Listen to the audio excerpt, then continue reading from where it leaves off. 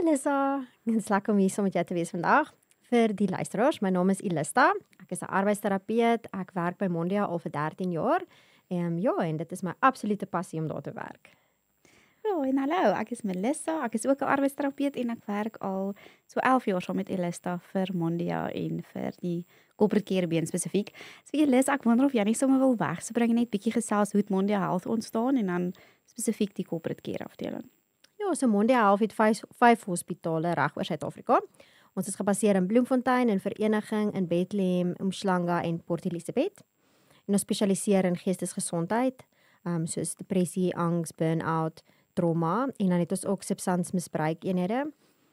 En dan die corporate care baba, het ons al lankal oor gedroom. Dit is 'n been wat so belangrik is. Ek dink die eerste rede hoekom ons dit gedoen het is, dink ons het besef baie mense het hulp nodig, maar hulle het nie noodwendig mediese intervensie nodig soos 'n psigiater of medikasie nie. En ook, party mense kan nie vir 2 weke opgeneem word nie. Ek en jy wat 2 klein kindertjies het, ek kan nie net vir 2 weke nou nie by die huis wees nie. Party mense het nie verlof nie, party mense het nie die finansies nie. So dit is 'n groot deel om daai gaping van mense wat hulp nodig het te help. Maar ook ons het gevind dat baie mense word opgeneem as gevolg van werksverwante stressors. So wat 'n beter manier as om corporate care direk na die bron toe te vat, nê. En dan ook, ek dink ons praat baie daaroor, ek en jy wat kindertjies het nou. Ek dink mens besef nie altyd hoe baie groot impak jou werksomstandighede het in jou huisomstandighede nie. So dit filtreer, dit is so interlink met mekaar. En ons het net gedink as ons corporate care by die werksplek aan mense gaan bemagtig. As jy 'n 10% beter werknemer kan wees as gevolg van jou werk wat jou ondersteun, kan jy 'n 10% beter pappa wees, 'n 10% beter vrou wees, 'n 10% beter mamma, wat ook al jou rol behels. En jy kan 10% beter jou finansies bestuur en die algemene gemeenskap kan 10% beter wees. So en dit is waarvoor corporate care is om werksplek te ondersteun sodat mense en die gemeenskap beter af kan wees. Melissa, wat dink jy is algemene uitdagings wat ons in die werksplek baie keer sien? Okay. So ek dink met die besighede waar ons nou betrokke is nasionaal, sien ons baie gevalle van uitbranding. So dis nogal 'n groot ding wat kop uitsteek. En dan sien ons ook baie mense wat die persoonlike uitdagings en werksuitdagings vloei half in een. So ek weet, daar's baie keer wat mense raad gee en sê, jy weet, los jou werk by die werk en los jou huis by die huis, maar ongelukkig gaan jou gedagtes saam met jou oral waar jy gaan. So dit is nie so maklik om dit te doen nie, nê. En dan sien ons dat hulle nou maar kort af is by die werk of hulle is dalk bietjie kort af by die huis as gevolg van 'n situasie wat ontstaan uit die ander area uit, nê. En ek dink ons gesels baie oor, ons sien persone wat kennis het, nê. So ons gaan bied nou 'n wellnessdag aan of ons gaan gesels met hulle oor geestesgesondheid en dan is van die inligting wat ons met hulle deel, weet hulle jy weet, knik hulle koppe, hulle is bewus, maar dis nou net sowel soos wat jy altyd deel. Ons almal ken die liedjie Amazing Grace. Ons almal kan dit sing. Maar as ons nou vir my voor 'n klavier gaan neersit en sê Melissa speel gou Amazing Grace, gaan ek geen idee om dit te doen nie, want ek het nie die skill nie, ek het nog nie die vaardigheid nie. En ek dink ongelukkig sien ons baie werksplekke waar dit die geval is. Daar's inligtingsessies, daar's kennis wat oorgedra word, maar daar's nie noodwendig vaardigheidsontwikkeling nie. So die mense beoefen dit nie en om dit nie te beoefen nie, beteken eintlik jy weet dit nie, want dit maak geen positiewe bydrae tot jou lewe nie. Feite. Jules, ek wil by jou hoor. Ons het nou baie gesels oor wat Mondia Health Groep alles doen en wat ons sien met besighede. Nou wil ek by jou wonder, wat spesifiek nou wil ek by jou weet. Wat spesifiek sien ons by die manspopulasie by die besighede waar ons betrokke is? So ek dink dit is belangrik om te weet geestesgesondheid is 'n baie belangrike komponent van algemene welstand. En vir 'n besigheid om te floreer, moet mans kan floreer. Maar ongelukkig het ons 'n groot kultuur van stil bly. Ons is stil bly kultuur, nê? En ons moet half amper die teenoorgestelde gaan cultivate by besighede, nê? Want die probleem is, soos mans moet altyd die beste wees. Hulle moet altyd hulle moet veerkragtig wees. Hulle het 'n verskriklike groot druk op hulle self om altyd die beste te wees en die sterkste te wees. So nou wat gebeur is, wanneer iemand dalk by die werk 'n opmerking maak oor dat die werkslading dalk te hoog is, dan kan hy dalk uitgekry word as hy's lui of hy's swak. Of as hy 'n probleem uitwys, kan dit dan gesien word as die moeilike werknemer.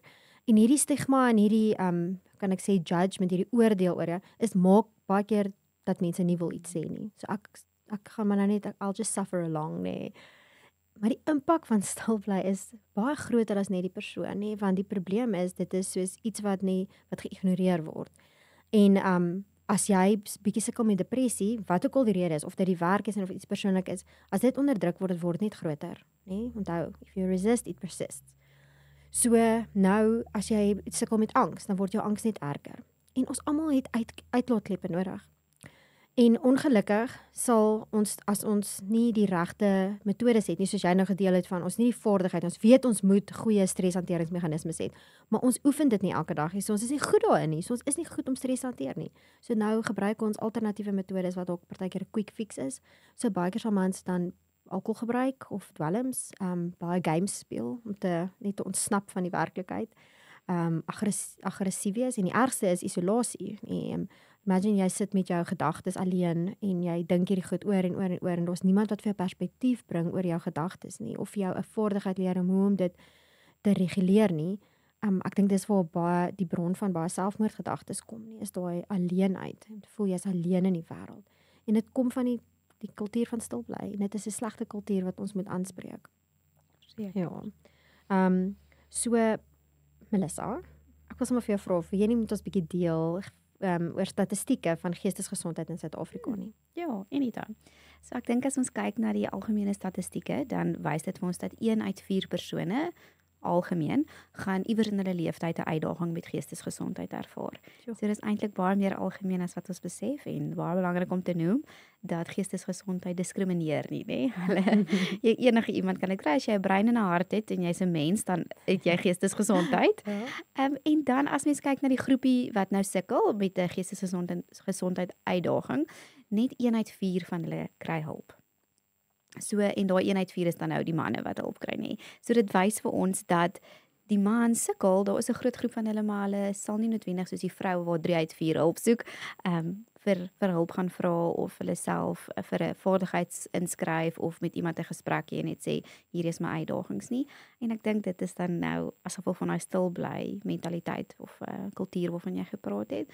En as ons kyk na die selfmoord neigings in Suid-Afrika, ons sien dat op die oomblik is selfmoord die tweede grootste oorsaak van sterftes in Suid-Afrika en die meerderheid van selfmoordsterftes in Suid-Afrika is mans. So ons manne sukkel, hulle kry swaar en mens moet iets doen en ek dink dit is so belangrik om hierdie gesprekke te hê want Junie is Men's Health Awareness Month, so Mental Health Awareness Month. So ek is so bly ons maak van die geleentheid gebruik. Ja. Julius, ek wil sommer by jou hoor. Jy het nou 'n bietjie gepraat van die stilbly kultuur en hoe dit dikwels by die werk ontstaan as gevolg van persepsies van jy's lui of jy's swak. Wat is die impak van stilbly op die ekonomie? So in Suid-Afrika kos swak geestesgesondheidsbehandeling ons biljoene of miljarde rande. Ek is jammer, miljarde rande. En die ding is mense sal dadelik dink dit is as gevolg van die behandeling wat daaraan gekonnekt is, maar glad nie. Dit gaan nie oor die medikasie nie. Ek dink as almal wat sukkel eintlik intervensie kry, hulp kry, gaan dit die land baie minder geld kos. Wat die land geld kos is mense wat wegbly van die werk af want hulle het uitbranding en word afgeboek. Of mense wat alkohol misbruik, so dan is hulle afgeboek of hulle kan nie by die werk kom nie of hulle perform substandaard. Of mense wat wel werk toe gaan, al sukkel hulle, want hulle moet sterk wees, nê? En dan is daar konflik by die werk, daar's unresolved issues, nê, as ek dit nou so in Engels kan sê. En ook dan mense se werksverrigtinge is swak, die produktiwiteit is laag. En dit is wat ons so baie geld kos. Die wêreld gesondheidsorganisasie skat dat dit $1 triljoen 'n jaar kos wêreldwyd. Ekonomiese verlies wat ons het net omdat mense stil bly, omdat mense nie die regte hulp kry nie. En ek dink dit is so belangrik as 'n besigheid na sy mense kyk dat ons hierdie ekonomiese wanbalans kan aanspreek, nê? Net om daar ondersteuning te bied want ek dink is presies soos jy gesê het, soos ons weet hierdie goed, maar ons oefen dit nie en geestesgesondheid, enige emosionele reguleringstegniek, streshantering, al enigiets wat te doen het met jou geestesgesondheid, jou angs, depressie, uitbranding, grense stel, al daai goed, dit is 'n vaardigheid en as jy dit nie oefen nie, sal jy nie goed wees daarin nie. So mens moet geleenthede kry, geleenthede kry om hierdie goed te oefen en baie van ons het nie. Ek meen ons het onderwyskundig gehad op skool en wat ook goed was. Gebruik jy nie trieg elke dag Ek gebruik glad nie trieg nie, maar ek het nie geleer om konflik effektief op te los nie. So ek vermy konflik. So nou bou dit op in plaas van om net te sien as dit 'n normale gesprek waar twee mense verskil oor iets, dit is normaal en dit nie persoonlik te vat nie. Dit is goed wat ons moet leer as volwassenes wat ons nooit as kinders geleer het nie.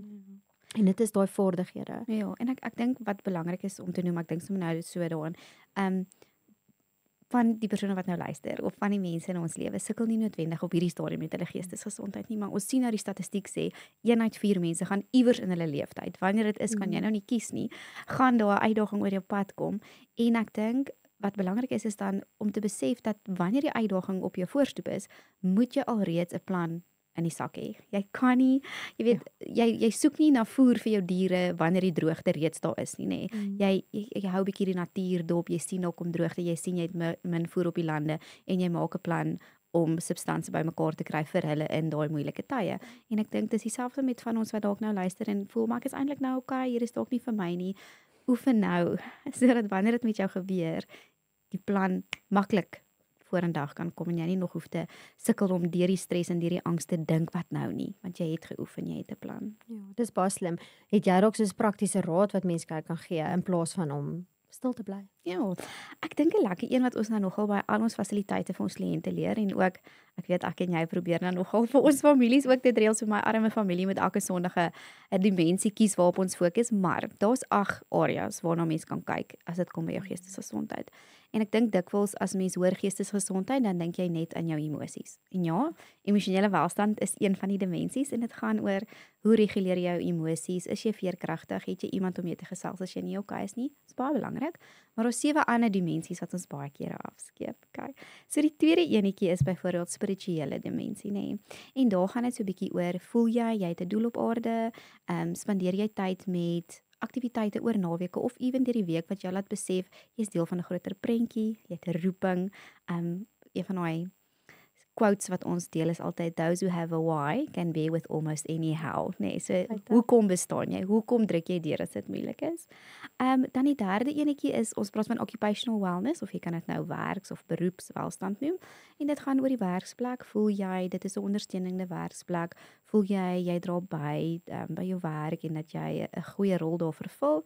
Dit is belangrik. So dis 'n area waarna mense kan kyk as jy sien jy's nie okay by die werk nie. Jy weet, het jy genoeg gebreke by die werk? Maak jy gebruik van jou teetyd? Het jy 'n kollega by wie jy bietjie kan afpak? Dan die vierde enetjie is finansiële welstand. Ek dink dis 'n moeilike een om oor te praat en mense wil nie noodwendig daar gaan nie, veral in die huidige ekonomie. Ek het vanoggend weer gesien die petrolpryse gaan so op. Maar finansiële welstand gaan oor living within your means, nê. Gebruik jy jou inkomste en balanseer jy dit in jou uitgawes en indien dit dan nou met tye nie so lekker balanseer nie, het jy die vaardigheid aangeleer om te begroot, om te kyk na uitgawes en om te kyk hoe jy moontlik nog fondse kan inbring. En dan die 5de een is fisiese welstand. Ek dink ons manne is dalk die meeste vertroud met hom. Ons manne hou van oefen en hou van sport en is pragtig, maar dit gaan ook oor slaap jy genoeg, eet jy genoeg en kry jy mediese sorg as jy dit nodig het, nê. As jy 'n hoofpyn het, drink jy water. Mooi, maar as dit nie weggaan nie, moet jy dalk by jou dokter uitkom en kyk wat gaan daar aan. Dan die 6de enetjie is fisiese welstand. Ek het nou net vir hom gevra. Ek wil hom, hy's so belangrik, ek noem hom 2 keer. Om 2 keer sê. Okay, ekskuus. Die 6de een is sosiale welstand. Dis jy kan ook dit by die gym hê. Ja. So sosiale welstand gaan oor wie is jou village, nê? Met wie gaan gesels as jy nie okay is nie? Wie is jou mense, familie, vriende en kollegas by wie jy afpak? En ons praat altyd oor nie net as dit sleg gaan nie, maar as dit goed gaan. Wie is die mense wat saam met jou gaan bly wees? As dit met jou goed gaan. Dan die 7de een is jou omgewingswelstand en ek dink ons vergeet eintlik dat dit bestaan, maar ek weet as my pa partykeer 'n bietjie moeilik is, dan sal my ma ook sê my net bietjie plaas toe gaan en 'n bietjie mens word, nê? Want jou omgewing het 'n effek op hoe jy voel. Ons almal betaal soms baie geld om see toe te gaan of bietjie te travel, want 'n ander omgewing gee bietjie vir jou kalmte of rustigheid of perspektief, nê? So as jy 'n harde dag by die werk gehad het, is omgewingswelstand kom vanaand by die huis, ek het 'n sonhoekie in my huis wat ek my koffie en stilte gaan geniet, of ek gaan bietjie gaan stap, ek gaan bietjie die voël en diere geluide buite hoor en dit gaan my help om my emmertjie vol te maak. En dan die laaste ene is intellektuele welstand, nee. So dit gaan oor ons liefde vir groei as mense. Ons hou daarvan om te verbeter, ons hou daarvan om kennis te hê, ons hou daarvan om nuwe dinge te leer, nuwe mense te ontmoet en dit is ook iets wat as jy sien jy's nie alright nie, fokus bietjie op intellektuele welstand, doen iets wat vir jou 'n nuwe probleemoplossing tegniek leer en dan kyk mens net vars oë na jou uitdagings. So ja, ek dink ons manne word baie keer groot gemaak met die idee van hard wees, nê. Hulle op skool moet hulle hard sport speel. Dan op universiteit moet hulle hard kuier of na skool en dan is daar 'n fase van jy moet 'n hard vrou soek of jy moet hard werk en jy moet hard braai en jy moet hard pa wees en dis baie druk op hulle daai rol en ek dink ons wil hulle uitdaag om net bietjie uit te zoom, net bietjie die volle prentjie te sien. As dit dan nou vir jou belangrik is om die beste pa te wees en die beste man. Dis wonderlik, ons almal is net mens. Ons almal het dae wat jy nie die kapasiteit het nie as gevolg van dinge wat gebeur wat buite jou beheer is. Maar jy kan beheer vat oor jou 8 dimensies van wellness, nê, wellness welstand. Jy kan sê ek gaan nou vandag fisies gaan stap want ek voel my kop is te besig. Ek het dit nodig om na my fisiese welstand te kyk. As jy sien finansiëel gaan dit nie nou so goed met jou nie, dan gaan dit jou beïnvloed, so dan moet jy dalk weet, okay, maar sosiaal gaan ek nou dalk hierdie naweek so my vriende iets doen wat my laat goed voel, wat my herinner dat ek gaan okay wees. Ek dink dis baie belangrik. Ons het gisteraand so impromptu braai gehad en op 'n stadium sit almal om die tafel en hulle eet en ek's nog besig om bykossies aan te dra tafel toe en ek hoor my man begin so 'n bietjie van sy storie deel met sy vriende wat nou om die tafel sit en jy ken nou my man al 11 jaar en as mens hom kyk dan is hy Mr. Jolly Good Fellow en dit is hoe almal hom sal beskryf. Maar hy stap die laaste ruk so 'n bietjie pad met angs en geestesgesondheid en ek het hom gevra of ek daaroor mag gesels en hy sê asseblief, dit is Junie, dis awareness month vir dit, so ons moet daaroor praat. Maar terwyl hy toe nou so met sy vriende gesels gisterand en hy praat oor, maar julle ouens, julle moet deel, as jy nie okay is nie, kom praat en ek het vir 'n ruk opgekrop en stil gebly en dit het dit net erger gemaak. En my 2 seentjies het ook aan die aandete-tafel gesit en ek dink die 2-jarige het niks daarvan gevang nie, hy wou net sy vleisies eet. Maar die 5-jarige het daar gesit met hierdie groot oogies en na sy pappa gekyk. En ek dink sonder dat my man dit besef, het 2 goed gebeur gisterand. Eerstens, sy seuns het besef, my pa is ook net mens. My pa het uitdagings. Met ander woorde, as ek uitdagings het, is daar nie fout met my nie. Dit is so algemeen. Dit is okay, nee. En ek dink die tweede ding wat gebeur het is daar's 'n saadjie geplant in my seentjie vir al die 5-jarige dat as ek eendag nie okay is nie, tiener en ons uitdagings of ewen nou as 'n 5-jarige dalk by die skool 'n uitdaging of as hy eendag getroud is, ek kan na my pa toe gaan. Ek hoef nie stil te bly nie. Ek hoef nie die deurdruk kultuur te aanvaar nie, want in my huis is dit okay om mens te wees. Ja, so dit was vir my nogal regtig gisteraand bemoedigend toe ek sien my man gesels en hy deel sy storie. Elis, ek wil sommer by jou hoor. Ons het nou praktiese raad gegee van die 8 dimensies van wellness wat manne kan gebruik in hulle persoonlike lewe. Wat sou jy vir 'n werksplek sê? Wat het hulle nodig vir ons employees om te floreer? Ek dink daai woord floreer is briljant, nê, want ek dink vir 'n werksplek om te floreer, moet mans floreer, nê? Jy kan nie 'n flourishing business hê as mense perish in jou besigheid nie, nê. En ek dink nou sommer net as jy besigheid begin, is jou doelwit nie noodwendig om na mense se geestesgesondheid te kyk nie, nê. Jou plan is om 'n produk daar buite te sit of om geld te maak of om die beste diens te lewer, verstaan. En maar dit is so 'n belangrike bousteen. En mens kan dit outsource. Beteken nou dat ek direk betrokke is by my werknemers se geestesgesondheid ondersteuning, dat ek 'n slegte baas is, dat ek minder omgee nie. Jy sorg dit uit. Soos as my printer breek, gaan ek vir Susan by die sekuriteit bel. En sê hoor ek kom ook gaan my printer reg nie. Sy gaan nie weet nie. Sy gaan nie weet nie. So jy gaan die printer besigheid bel. En ek dink dis hoekom Mondial Corporate Care en besighede soos ons bestaan om besighede te ondersteun. Jy wil party besighede wil na hulle om hulle werknemers se welstand omsien. So jy gaan party besighede kry wat byvoorbeeld 'n wellness dag hou. Nee, dis nogal algemeen. En al kan dit baie waarde toevoeg. Dit is nie volhoubaar nie. En daai mans wat stil bly, het dalk net 'n vaardigheid nodig. En as jy dit in 'n spanbou doen of daar is elke maand 'n check-in sessie en daar word 'n vaardigheid aangespreek in die sessie. Soos wat jy weet ek en jy, ons sessies is altyd interaktief. Dit is fun, dit is prakties, dit is iets wat almal kan doen. En as jy 1 keer 'n maand byvoorbeeld so 'n sessie het by jou werksplek en almal kan daarbey baat, dan hoef jy nie so bekommerd te wees oor die geestesgesondheid van jou werknemers nie, want dit word na gekyk. Wanneer daar probleme is in jou werksomstandighede, daar's dalk konflik in jou span, dan sors jy dit uit. Jy kry iemand van buite om jou te kom help. Daai buite paar oë, net daai uitgezoomde prentjie wat iemand vir jou kan kom gee. Dis wat ons doen. En waar daar geen oordeel is nie. En ek dink ook party besighede sal voel dat hulle werknemers moet hulle emosieknoppie afsit. So daai skakelaar af, moenie huisgoed werk. Ja, moenie huisgoed werk te bring nie. Maar die probleem met dit is, die realiteit is as ons iets ignoreer, dan gaan dit weg. Dit bly daar en dit filtreer dan in die werk en dis waar mense dan begin wegbly of hulle bedank eerder of jy weet dit eskaleer na erger dinge toe. Partykeer mense masjinerie gebruik wanneer hulle onder die invloed van drank is want hulle cope nie, kan seer kry. So nee, so ek dink dat om hulp in te kry, nee, om na jou mense te kom. Dit moet eintlik 'n kultuur wees. Elke besigheid moet eintlik so 'n hulpmiddel hê waar hulle een keer 'n maand iets doen vir hulle besigheid, vir hulle employees. Dis 'n kultuur, dis 'n set. Elke eerste maandag van elke maand 9 tot 10 is daar 'n sessie. Ja. Want dan word dit genormaliseer. En ek en jy, wanneer ons met besighede praat, dan help ons altyd die bestuurders om kwesbaarheid nie te oordeel as 'n swakheid nie, maar kwesbaarheid te sien as 'n geleentheid om 'n vaardigheid te leer vir iemand. Dalk 'n behoefte aan te spreek in die span. En dan voel die span, ek word gehoor, my mense kyk na my en dan gee ek vir jou meer terug. Wat op die ou ende van die dag as jy ons die werksplekke waarmee ek en jy te doen het wat regtig welstandskultuur handhaaf. Hulle kan kies by wie hulle kom werk. Hulle kan die beste mense kry want almal wil daar gaan werk want hulle is die beste, dis die lekkerste om daar te werk. Hulle het 'n hoë werkretensie, so dis nie 'n groot omset van mense en personeel nie. Daar's kreatiwiteit wat daar uitkom, innoverende idees en net 'n algemene eenheid in die span. En ek dink dit filter af dan na die huis toe. Maak dat mense beter ouers is, beter hulle huis bestuur, meer gaaf is in hulle gemeenskap. En ek glo dat dit ewigheidswerk is nie. So stil bly blok die ewigheidswerk. Ja, dit is so mooi gestel. Ja.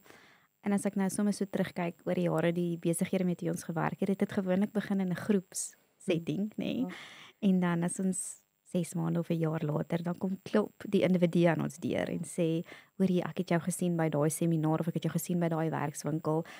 Hier's ietsie wat ek saam met my gedra het en ek het nou die vrymoedigheid om met jou te gesels. So ek dink 'n werksplek moenie minimaliseer die effek wat hulle wellness, welstand, ek kan nou vandag glad raai oor sê hulle well-being initiatives het op hulle employees en dat dit 'n saadjie gaan plant wat dalk eers oor 6 maande en 'n jaar vir daai persoon die toestemming gaan gee om hulle hart oop te maak en met iemand te gesels. En dan is 'n werksplek 'n plek waar hulle ook bydra lewer aan ewigheidswerk. Ja, I believe no seed goes unsown, maar die saad moet gesaai word. Ja, baie waar. Dankie Elisa. Ja, dankie, dit is lekker om met jou te gesels.